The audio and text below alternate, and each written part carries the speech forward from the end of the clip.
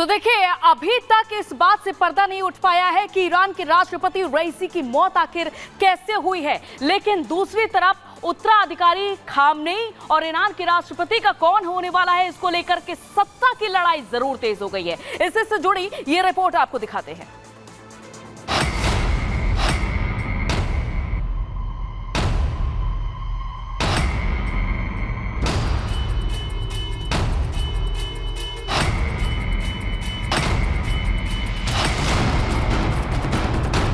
Iran के राष्ट्रपति इब्राहिम रईसी की मौत को लेकर सोशल मीडिया पर नई नई थ्योरी सामने आ रही है। कोई इसे हादसा बता रहा है तो कोई साजिश के पीछे नाम आ रहा है इजराइल और मोसाद का, क्योंकि इजराइल और ईरान के रिश्ते अच्छे नहीं रहे हैं। लेकिन रईसी की मौत के बाद सत्ता की जंग शुरू हो चुकी है। लड़ाई इस बात की कि रईसी की जगह कौन लेगा। रईसी की मौत के बाद कुछ लोगों के लिए ये फायदे का सौदा माना जा रहा है। ऐसे में लड़ाई ईरान की सत्ता पर काबिज होने की है, तो इसे लेकर भी दो थ्योरी सामने आ रही है। सत्ता की इस जंग में दो सबसे अहम किरदार हैं। पहला अयातुल्लाह खामनेई का बेटा मोज्तबा खामनेई और दूसरा किरदार मोहम्मद बागेर गालिबाफ। इन दोनों में कैसे ईरान का सुप्रीम लीडर बनने की होड़ मची है। दोनों का राष्ट्रपति रईसी की मौत से कनेक्शन बताया जा रहा है। सबसे पहले बात करते हैं खामनेई के बेटे मोज्तबा की। ईरानी मीडिया ने दावा किया जा रहा है कि इस हादसे के पीछे खामनेई के बेटे का हाथ है, क्योंकि वो अपने पिता के सल्तनत संभालना चाहता है। दरअसल अयातुल्लाह खामनेई की उम्र 85 साल हो चुकी है और वो कैंसर से जूझ रहा है।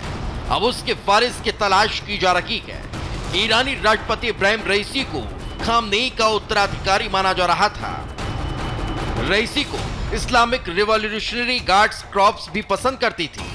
ऐसे में रईसी के जाने के बाद मोज्तबा का रास्ता साफ माना जा रहा था।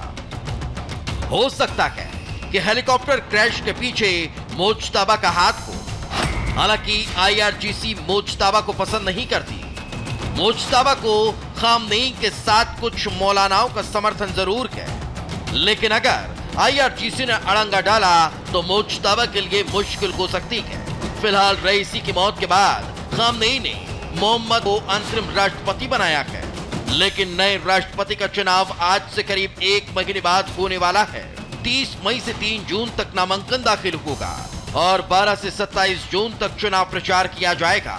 इसके बाद 28 जून को ईरान के नए राष्ट्रपति के लिए चुनाव होगा। दूसरा किरदार है मोहम्मद बागेर गालिबाफ। राष्ट्रपति के लिए होने वाले चुनाव में इस नाम की भी चर्चा जोरों पर है और गालिबाफ की नजर 2017 से ही राष्ट्रपति के पद पर बताई जाती है। 2025 में होने वाले चुनाव में वो फिर रईसी के खिलाफ उतरने के मूड में थे, लेकिन इससे पहले ही रईसी की मौत हो जाना गालिबाफ के लिए फायदे का सौदा माना जा रहा है। ईरान में सुप्रीम लीडर ही सब कुछ होता है और अभी सुप्रीम लीडर अयातुल्लाह खामनेई है।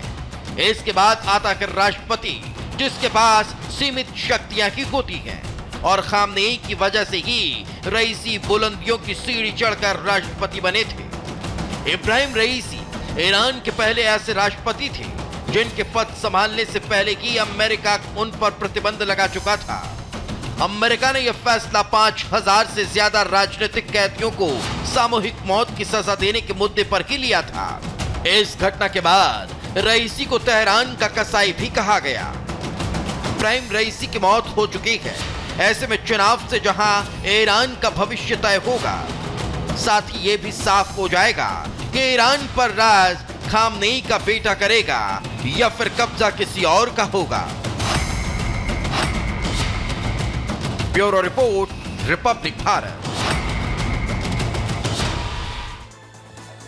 तो रईसी की मौत के बाद अब सवाल यह है कि आखिर किसको फायदा होने वाला है। ये चलिए आपको ग्राफिक्स के जरिए पूरी जानकारी हम समझाते। देखिए रईसी की मौत से दरअसल किसे फायदा होगा? मुश्ताबा खामनेई, उनको सीधा फायदा पहुंच रहा है। और क्यों पहुंच रहा है? खामनेई का वारिस की रेस में नाम शामिल हो जाएगा, क्योंकि पहले कहा जा रहा था रईसी उम्मीदवार थे। ऐसे में खामनेई का अब वारिस की रेस में रईसी के एग्जिट होने से मुश्ताबा खामनेई अब आगे हो जाएंगे और उन्हें मौका मिल सकता है। तो रईसी की मौत से सीधे सीधे पहले मुश्ताबा को फायदा होता दिखाई दे रहा है, उसके बाद मोहम्मद बागेर हैं गालिबाफ, उनको फायदा होता दिखाई दे रहा है। क्यों हो रहा है बताते हैं। उनका राष्ट्रपति बनने का जो सपना है वो साकार हो जाएगा, क्योंकि रईसी एग्जिट हो चुके हैं। इसके अलावा और कौन हो सकता है जिसे फायदा है? देखिए इजराइल को सीधा फायदा है। अभी जो रिफ्ट चल रहा है उसको लेकर आप समझें कि ईरान से पुरानी दुश्मनी है। तो इस खबर पर लगातार हमारी नजर बनी हुई है। तमाम बड़ी खबरें आप तक पहुंचाते रहेंगे। रुक रहे बहुत छोटे से ब्रेक ले, कहीं मत जाइए, बने रहिए रिपब्लिक भारत के साथ।